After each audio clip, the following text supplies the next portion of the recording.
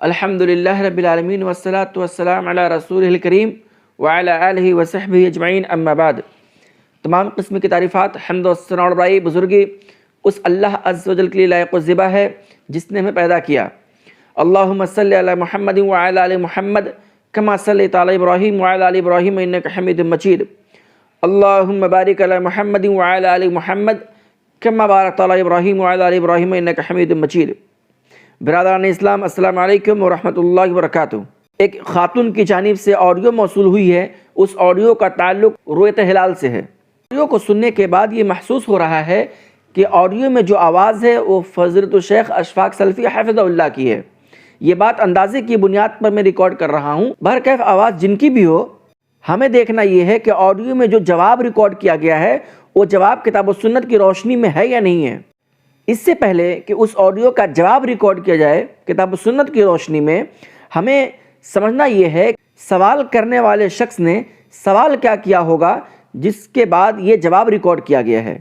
کیونکہ سوال کو اس آڈیو میں جگہ نہیں دیا گیا ہے، سوال اس آڈیو میں ریکارڈ نہیں ہے، اس لیے میں یہ اندازے کی بنیاد پر سوال اپنی اس آڈیو میں ریکارڈ کر رہا ہوں، وہ اس طرح سے کہ سوال کرنے والے بھائی نے شیخ سے سوال کیا ہوگا کہ اس ہندوستان کے اندر دو طرح کے موقف رکھنے والے لوگ ہیں۔ پہلا موقف یہ ہے کہ کچھ لوگ یہ کہتے ہیں کہ جہاں سے بھی رؤیت کی خبر ملے اس گواہی کو معتبر سمجھتے ہوئے رمضان مبارک کے مہینے کا آغاز کر لیا جائے۔ تو دوسرے موقف رکھنے والے حضرات یہ کہتے ہیں کہ نہیں، جہاں سے بھی رؤیت کی خبر ملے گی ہم اس کو معتبر نہیں سمجھیں گے، بلکہ ہم اپنے شہر کی بنیاد پر، اپنے خطے اور قصبے کی بنیاد پر، اپنے علاقے کی بنیاد پر رمضان مبارک کے مہینے کا آغاز و اختتام کریں گے۔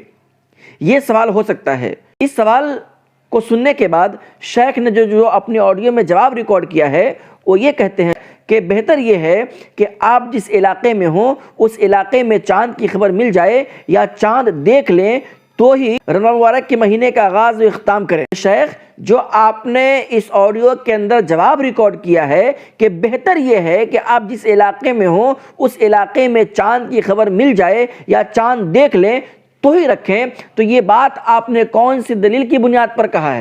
شیخ نے اپنی اس بات پر کتاب و سنت سے کوئی بھی دلیل پیش نہیں کیا ہے، تو شیخ کی بات یہ قابل قبول نہیں ہے، اس لیے کہ شیخ نے یہ کہا ہے کہ بہتر یہ ہے، تو شیخ کے حساب سے جو بہتر ہوگا وہ بہتر نہیں ہوگا، بلکہ بہتر وہ ہوگا جو اللہ کے نبی محمد رسول اللہ صلی اللہ علیہ وسلم نے اپنی زندگی میں کیا ہے، صحابہ نے اپنی زندگی میں کیا ہے، اس کو ہم بہتر سمجھتے ہیں، اس کو ہم بہتر مانتے ہیں، کیونکہ اللہ رب العالمین نے قرآن میں کہا لَقَدْ كَانَ لَكُمْ فِي رَسُولِ اللَّهِ أُسْوَةٌ حَسَنَةٌ، تمہارے لیے سب سے بہترین طریقہ اللہ کے نبی محمد رسول اللہ صلی اللہ علیہ وسلم کی زندگی ہے۔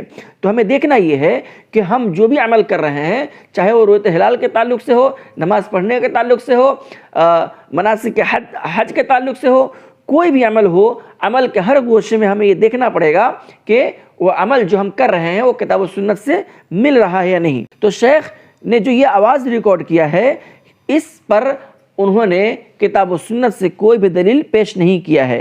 میں کوشش یہ کر رہا ہوں کہ شیخ کی آڈیو کا جواب ریکارڈ کیا جائے، اس کے بعد اسی آڈیو کے اخیر میں کتاب و سنت سے ثابت شدہ عمل پیش کیا جائے دلال کی روشنی میں۔ تو بہتر جس کو شیخ کہہ رہے ہیں کہ آپ جس علاقے میں ہوں اس علاقے میں چاند کی خبر مل جائے یا چاند دیکھ لیں تو ہی رمضان مبارک کے مہینے کا آغاز کریں یا روزہ رکھیں، تو اس طرح کی بات میں بالکل صاف اور صریح واضح انداز میں بیان کرنا چاہتا ہوں کہ اس طرح کی بات، اس طرح کی قید کتاب و سنت کے اندر موجود نہیں ہے۔ شیخ کے اس جواب پر میں صرف اتنا کہوں گا کہ شیخ، علاقہ کس کو کہتے ہیں؟ علاقے کی تعریف کیا ہے؟ علاقے کی بنیاد پر رمضان مبارک کے مہینے کا آغاز و اختتام کیا جائے گا، اس کی شرعی حیثیت کیا ہے؟ شیخ، آپ کو اپنی بات پر دلائل پیش کرنے چاہیے تھے جو آپ نے پیش نہیں کیے ہیں۔ میری گزارش یہ ہے کہ جو اہل الحدیث علماء ہیں، جو الحمدللہ جن سے امت ان کے علم سے مستفید ہوتی ہے، امت کو بہت فائدہ پہنچا ہے، تو پھر رؤیت ہلال کے مسئلے میں یہ شیوخ لوگ دلائل پیش کیوں نہیں کرتے ہیں؟ شیخ اپنی اسی آڈیو میں کہتے ہیں کہ اگر ہندوستان میں چاند دکھا ہے، ہندوستان میں خبر ملی ہے رؤیت ہونے کی، تو رکھیے۔ شیخ کی ایک آڈیو میں دو طرح کی بات مل رہی ہے۔ پہلی بات تو یہ مل رہی ہے کہ اپنے علاقے کی بنیاد پر ہی رمضان مبارک کے مہینے کا آغاز و اختتام کریں۔ اب آگے کیا کہتے ہیں شیخ کہ پورے ہندوستان کے اندر کہیں بھی چاند دکھا ہے، رؤیت ہوئی ہے اور اس کی خبر آپ کو موصول ہوتی ہے، تو آپ روزے رکھ سکتے ہیں، رمضان مبارک کے مہینے کا آغاز کر سکتے ہیں۔ یعنی شیخ کی نظر میں علاقے کی تعریف یہ ہے کہ جتنا بڑا ہندوستان ہے اتنا ایک علاقہ ہوا، ورنہ علاقے کی تعریف کرنا ہوگا شیخ کو، نمبر 1۔ نمبر 2، جو شیخ نے اپنی آڈیو میں ریکارڈ کیا ہے کہ اگر ہندوستان میں چاند دکھا ہے، ہندوستان میں خبر ملی ہے، تو روزے رکھیے، رمضان مبارک کے مہینے کا آغاز کیجئے۔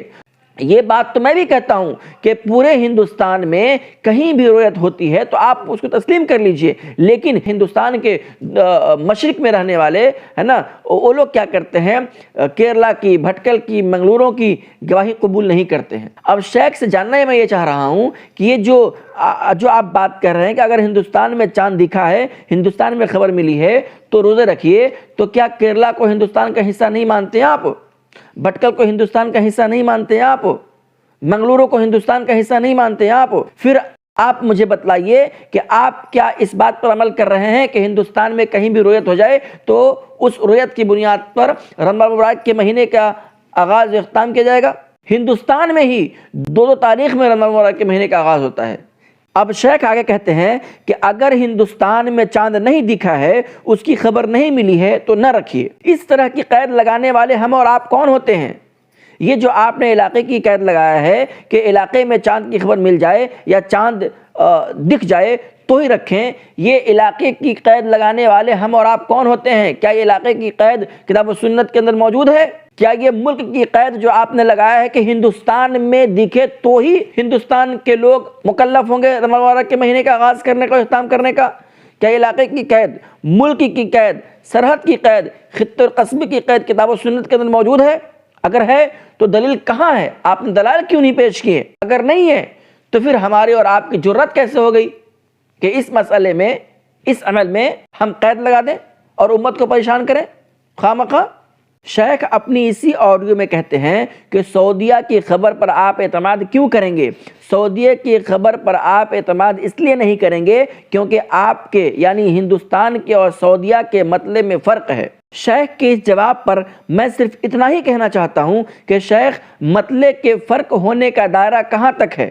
کہاں سے کہاں تک کا مطلب ایک ہوتا ہے اور کہاں سے مطلب کی تبدیلی ہوتی ہے؟ مطلب کہتے کس کو ہیں؟ مطلب کی شرعی حیثیت کیا ہے؟ کیا گواہی میں اختلاف مطالع کو معتبر سمجھا جائے گا؟ کیا شریعت نے ہلال میں مطلب کے فرق ہونے کی شرعی حیثیت کو جگہ دیا ہے؟ شیخ کہتے ہیں کہ جب آپ کے اور سعودیہ کے مطلب میں فرق ہے تو آپ سعودیہ کے تابع تھوڑی ہیں۔ شیخ، ہم سعودیہ، آسٹریلیا، امریکہ، انگلینڈ، پولینڈ، یوروپ، سلوینیا، لیوکلین کی ہم بات کر ہی نہیں رہے ہیں۔ ہم تو بات یہ کہہ رہے ہیں کہ جہاں سے بھی ہم کو رؤیت کی گواہی ملے گی ہم اس کو معتبر سمجھتے ہوئے رمضان مبارک کے مہینے کا آغاز کریں گے، کیونکہ اللہ کے نبی محمد رسول اللہ صلی اللہ علیہ وسلم کا اسی پر عمل ہے، صحابہ کا اسی پر عمل ہے۔ اس میں کسی طرح کی کوئی بھی قید موجود نہیں ہے۔ جو آپ نے مطلب کے فرق ہونے کی بنیاد پر چاند کے مناظر کو تقسیم کیا ہے، تو شیخ آپ مجھے بتلائیں گے دلیل کی روشنی میں جاننا چاہ رہا ہوں کہ آپ مجھے بتلائیے کہ مطلب کے فرق کی بنیاد پر اللہ کے نبی محمد رسول اللہ صلی اللہ علیہ وسلم نے تاریخ کو تبدیل کر دیا ہو۔ آپ مجھے بتلائیے رؤیت ہلال میں مطلب کے فرق ہونے کو معتبر سمجھا گیا ہو۔ آپ مجھے بتلائیے اللہ کے نبی محمد رسول اللہ صلی اللہ علیہ وسلم نے اس فرق کو واضح کیا ہو۔ شیخ آگے بخاری شریف کی حدیث پیش کرتے ہیں، سوموا لرؤیتہ وافطروا لرؤیتہ، چاند دیکھ کر روزہ رکھو اور چاند دیکھ کر روزہ توڑو، کیونکہ اپنے اپنے علاقے کا ذمہ دار ہیں۔ بس یہ کس نے کہا اپنے اپنے علاقے کا ذمہ دار ہیں؟ علاقے کی تعریف آپ نے نہیں کیا، کہاں سے کتنے کلومیٹر تک کا علاقہ ہوتا ہے شیخ؟ اللہ کے نبی محمد رسول اللہ صلی اللہ علیہ وسلم نے ہم کو اس کی تعلیم دیا ہے کیا؟ آپ بار بار یہی کہہ رہے ہیں ہر شخص اپنے علاقے میں چاند دیکھنے کا ذمہ دار ہے، تو یہ بات کس نے کہا؟ میں اس آڈیو کے اخیر میں وہ تمام دلائل پیش کروں گا. ابھی تو میں شیخ کے آڈیو کا جواب ریکارڈ کر رہا ہوں، اس کے بعد انشاءاللہ تفصیلی روشنی ڈالوں گا کہ درست کیا ہے، اللہ کے نبی محمد رسول اللہ صلی اللہ علیہ وسلم کی زندگی سے، قول و فعل سے کون سا عمل ثابت ہوتا ہے، امت کے سامنے انشاءاللہ واضح اور صریح انداز میں پیش کروں گا. ابھی صرف یہ سمجھیے آپ کہ شیخ نے جو بھی باتیں کہی ہیں اس آڈیو کے اندر وہ بلا دلیل ہے، اس کی کوئی بھی شرعی حیثیت نہیں ہے. کتاب و سنت کی روشنی میں شیخ کا جواب نہیں ہے، ہمارے لیے حجت کتاب اللہ اور سنت نبوی ہے. شیخ اپنی اسی آڈیو میں کہتے ہیں کہ اور باقی علماء میں بہت سارے اختلافات ہیں، اگر دوسرے علماء کے قول پر عمل کرنا مناسب لگتا ہے تو آپ کیجئے. شیخ جو دو علماء کے درمیان میں، دو علماء کے مابین اختلاف ہو گیا تو اس اختلاف کو ختم کرنے کا یہی طریقہ ہے کہ آپ جس علماء کے موقف پر عمل کرنا چاہتے ہیں یا جس علماء کی رائے پر آپ عمل کرنا چاہتے ہیں تو آپ کیجئے. تو یہ تو بات دیوبندی بھی کہتے ہیں. اختلاف کے خاتمے کا طریقہ کیا ہے؟ اختلاف ختم کیسے ہوتا ہے؟ اختلاف ختم کرنے کے لیے اللہ رب العالمین نے ایک طریقہ بتلایا ہے، ایک راستہ بتلایا ہے. وہ راستہ یہ ہے، یا ایھا الذین آمنوا اطیعوا اللہ واطیعوا الرسول واولی الامر منکم فان تنازعتم فی شیء فردوہ للہ والرسول. اختلاف کے خاتمے کا طریقہ یہ ہے، یہ نہیں کہ اگر دو علماء کے مابین کوئی مسئلے میں اختلاف ہو گیا تو آپ جس علماء کی رائے پر چاہیں، جس علماء کے قول پر چاہیں آپ عمل کر لیں. یہ کیا؟ آپ نے یہ تو انصاف کا اور اختلاف کے خاتمے کا طریقہ ہی تبدیل کر دیا. یعنی اللہ رب العالمین نے جو ہمیں طریقہ بتلایا ہے اختلاف کے خاتمے کا، اللہ کے نبی محمد رسول اللہ صلی اللہ علیہ وسلم نے جیسے اختلاف کا خاتمہ کیا ہے، صحابہ نے جیسے اختلاف کا خاتمہ کیا ہے، کیا وہ طریقہ ہمارے لیے بہتر نہیں؟ پھر تو ہم دیوبندی کو بھی غلط نہ کہیں، بریلوی حضرات کو بھی غلط نہ کہیں، قادیانی کو بھی غلط نہ کہیں، کیونکہ وہ علماء کے مابین جو اختلاف ہوا ہے وہ اپنے فہم کے مطابق، اپنے سمجھ کے مطابق وہ کسی علماء پر عمل کر رہے ہیں. شیخ نے بالکل سادہ سا جواب ریکارڈ کر دیا ہے کہ یہ علماء کے مابین اختلافی مسئلہ ہے. کچھ لوگ مطالعے کے اختلاف کو مانتے ہیں، کچھ لوگ نہیں مانتے ہیں. اختلاف مطالعے کو مانتے ہیں تو کس دلیل کی بنیاد پر مانتے ہیں، اور کچھ لوگ نہیں مانتے ہیں تو لوگ کیوں نہیں مانتے ہیں؟ آپ کو تو یہ واضح کرنا چاہیے تھا کہ جو لوگ اختلاف مطالعے کو معتبر سمجھتے ہوئے رمضان مبارک کے مہینے کا آغاز کر رہے ہیں، ان کا عمل کتاب و سنت کی روشنی میں ہے یا نہیں ہے؟ یا جو لوگ اختلاف مطالعے کو معتبر نہیں سمجھتے ہیں، ان کا عمل کتاب و سنت کے مطابق ہے یا نہیں ہے؟ آپ کو تو اس بنیاد پر فیصلہ کرنا چاہیے تھا. شیخ کی پوری آڈیو کا خلاصہ یہ ہے، پوائنٹ نمبر 1 کہ شیخ نے علاقے کی بنیاد پر رمضان مبارک کے مہینے کو ڈیوائیڈ کیا ہے، تقسیم کیا ہے، جو کہ سراسر غلط ہے، ناانصافی ہے، اللہ رب العالمین کے حکم کی خلاف ورزی ہے، اللہ کے نبی محمد رسول اللہ صلی اللہ علیہ وسلم کے عمل کی خلاف ورزی ہے. پوائنٹ نمبر 2 میں جو شیخ نے کہا کہ اگر ہندوستان میں چاند دکھا ہے، ہندوستان میں خبر ملی ہے تو ہی رکھیے، یہ بھی بات بالکل سراسر بے بنیاد ہے. اس پر کوئی بھی کتاب و سنت سے دلیل موجود نہیں ہے کہ سرحد کی بنیاد پر، ملک کے بٹوارے کی بنیاد پر، ملک کے باؤنڈریز کی بنیاد پر چاند کے منازل کو ڈیوائیڈ کر دیا جائے گا. اس طرح کی بات بھی کتاب و سنت کے اندر موجود نہیں ہے. نہ علاقے کی بات موجود ہے، نہ ملک کے سرحد کی بنیاد پر رمضان مبارک کے مہینے کو ڈیوائیڈ کیا جائے گا، نہ یہی بات کتاب و سنت کے اندر موجود ہے. برادران اسلام، ابھی تک تو آپ شیخ کے آڈیو کا جواب سماعت فرما رہے تھے. آئیے اب ایمانداری کے ساتھ، انصاف کے ساتھ ہم اس مسئلے کو کتاب و سنت کی روشنی میں حل کرنے کی مکمل کوشش کرتے ہیں. فمن شہد منکم الشہر فلیصمہ، تم میں سے جو شخص بھی رمضان مبارک کے مہینے کو پائے اسے چاہیے کہ رمضان کے روزے کو رکھے. دیکھیے اس قرآن کی آیت میں انصاف کے ساتھ آپ فیصلہ کیجئے کہ جو شخص بھی رمضان مبارک کا مہینہ پائے اسے چاہیے کہ رمضان کے روزے رکھے. اس قرآن کی آیت میں علاقے کی، خطے کی، قصبے کی، باؤنڈریز کی، سرحد کی، ملک کی، دوری کی، مطلع کی کوئی قید موجود ہے؟ انصاف کے ساتھ فیصلہ آپ کیجئے. یہ حکم اللہ رب العالمین کا کس کے لیے ہے؟ تمام مسلمانوں کے لیے، کہ جو شخص بھی رمضان کا مہینہ پائے، جو اللہ اور اللہ کے رسول پر ایمان رکھتا ہو تو اسے چاہیے رمضان مبارک کے مہینے کا روزہ رکھے. تو میں اس قرآن کی آیت سے صرف یہ سمجھانا چاہ رہا ہوں کہ فمن شہد منکم الشہر فلیصمہ، ہر وہ شخص جو استطاعت رکھتا ہے مبارک کے مہینے کہ روزہ رکھنے کا، جب وہ رمضان مبارک کا مہینہ پائے گا اسے روزہ رکھنا چاہیے۔ اب پانے کا طریقہ کیا ہے؟ رمضان مبارک کے مہینے کا روزہ کیسے پایا جائے، اس کے تعلق سے آئیے ہم دلیل دیکھتے ہیں۔ رمضان مبارک کے مہینے کو پانے کا سب سے پہلا طریقہ یہ ہے کہ انسان ہلال کو، چاند کی پہلی منزل کو اپنی آنکھوں سے دیکھے۔ دلیل بخاری شریف کی، سوموا لرؤیتہ وافطروا لرؤیتہ، چاند دیکھ کر روزہ رکھو اور چاند دیکھ کر افطار کرو۔ تو جو شخص بھی رمضان مبارک کا چاند ہلال دیکھ لے گا وہ رمضان مبارک کا مہینہ پا لے گا۔ تو رمضان کو پانے کا، رمضان میں داخل ہونے کا سب سے پہلا طریقہ، سب سے پہلا راستہ یہ ہے کہ انسان اپنی آنکھوں سے چاند کو دیکھ لے، ہلال کو دیکھ لے۔ رمضان کو پانے کا، رمضان کے مہینے میں داخل ہونے کا دوسرا راستہ، دوسرا طریقہ یہ ہے کہ جب انسان اپنی نگاہوں سے، اپنی آنکھوں سے، اپنی نظروں سے چاند کو نہیں دیکھ سکا، چاند کا مشاہدہ نہیں کر سکا، ہلال کو نہیں دیکھ سکا، تو پھر وہ دوسرے شخص کی گواہی قبول کرے گا۔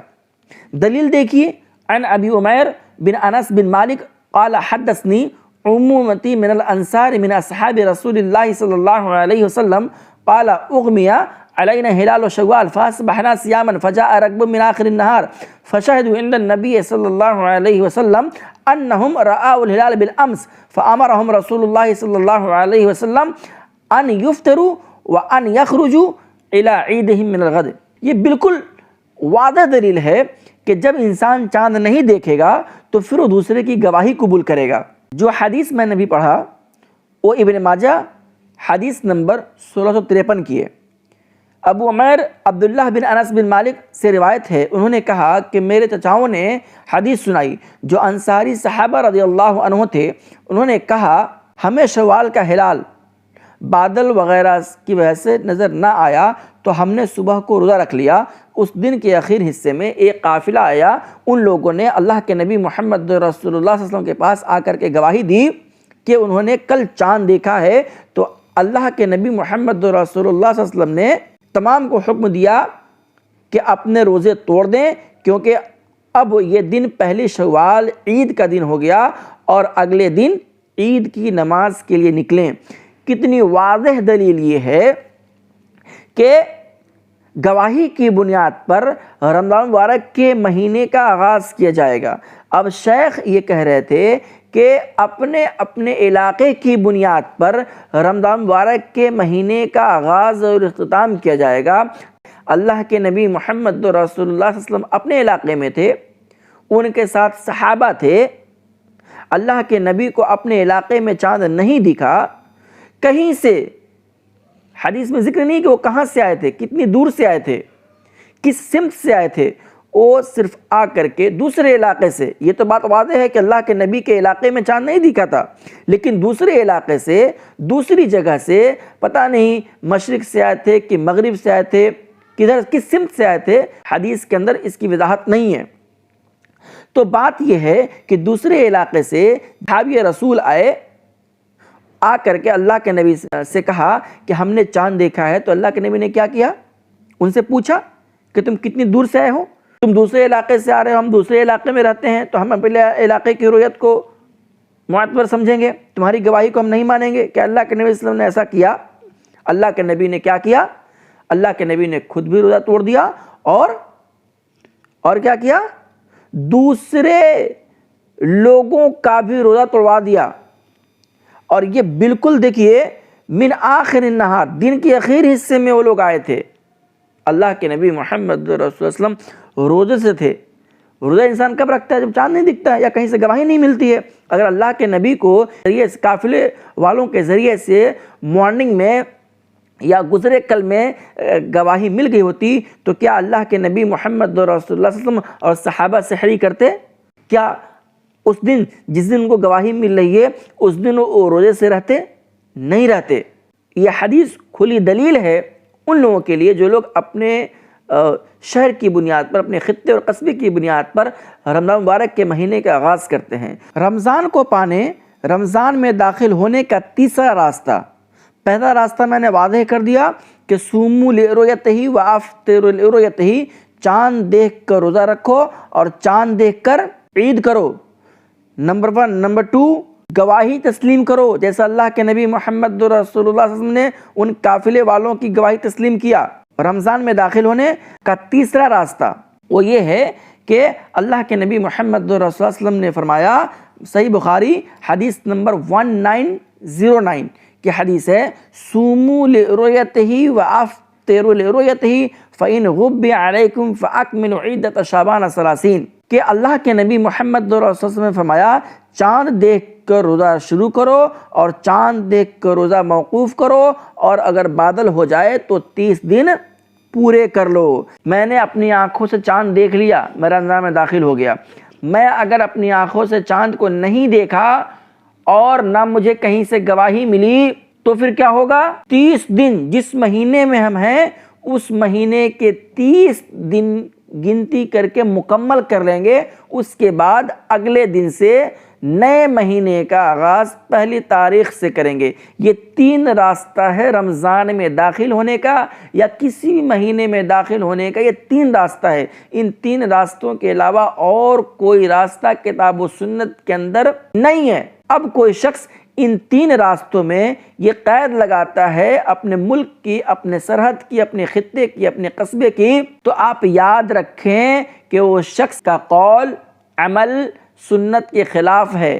کسی بھی حدیث کی کتاب میں، قرآن میں اس طرح کی بات نہیں کہی گئی ہے، اس طرح کی قید موجود نہیں ہے۔ لہٰذا آپ تمام لوگوں سے یہ اپیل کی جاتی ہے کہ ہر شہر کی بنیاد پر رمضان کے مہینے کا آغاز نہ کریں، بلکہ انما المؤمنون اخوہ، ایک مومن دوسرے مومن کا بھائی ہے، تو اگر آپ کا بھائی چاند کے ہو جانے کی خبر دے تو اس کی گواہی کو معتبر سمجھتے ہوئے رمضان کے مہینے کا آغاز کر لیں۔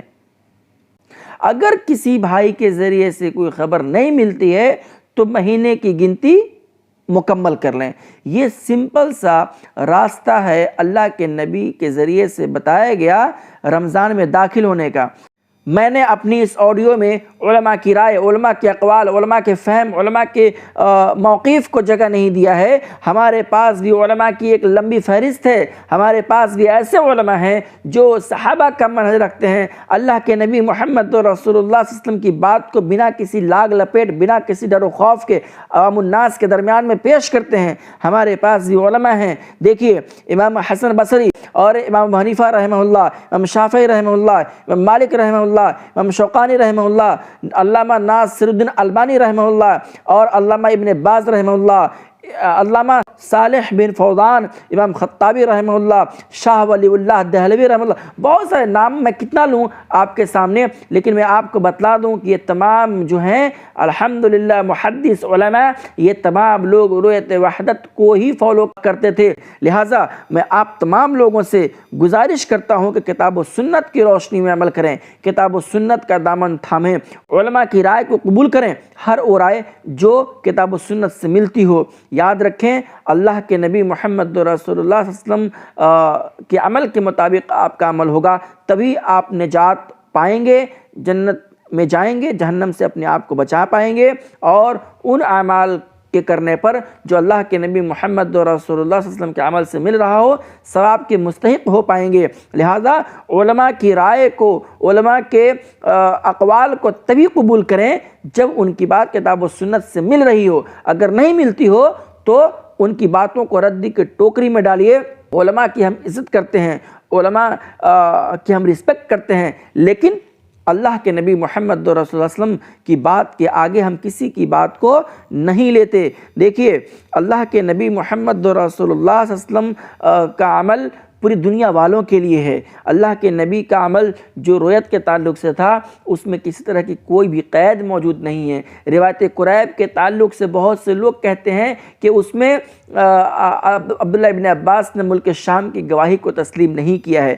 دیکھیے گواہی کو تسلیم نہیں کیا ہے، ایک طرف صحابہ کا قول ہے، ایک طرف اللہ کے نبی کا عمل ہے۔ آپ مجھے بتلائیے کہ آپ کن کے عمل کو آپ دامن سے لگائیں گے؟ اگر صحابہ کا عمل بھی اللہ کے نبی کے عمل سے ٹکراتا ہے تو ہم منہج سلف کا عقیدہ رکھنے والے ہیں، ہم اللہ کے نبی محمد رسول اللہ صلی اللہ علیہ وسلم کے عمل کو لیں گے۔ احادیث کو صحابہ کے فہم کے مطابق سمجھیے۔ ہم اگر احادیث کو، قرآن کو اپنے فہم کے مطابق سمجھنا شروع کر دیں تو ہم بہت ساری غلطیاں کر بیٹھیں گے۔ جہاں ہم ثواب تصور کریں گے وہاں ہمارے کھاتے میں فرشتے گناہ لکھ رہے ہوں گے، ہے نا۔ تو حدیثوں کو، قرآن کو صحابہ کے فہم کے مطابق سمجھیے، اللہ کے نبی محمد رسول اللہ صلی اللہ علیہ وسلم سرور کائنات کے فہم کے مطابق سمجھیے، تبھی ہم اور آپ نجات پائیں گے۔ اللہ رب العالمین ہم تمام لوگوں کو حق بات کہنے، حق بات سننے اور حق بات پر عمل کرنے کی توفیق عطا فرمائے۔ آمین رب العالمین۔ السلام علیکم ورحمۃ اللہ وبرکاتہ۔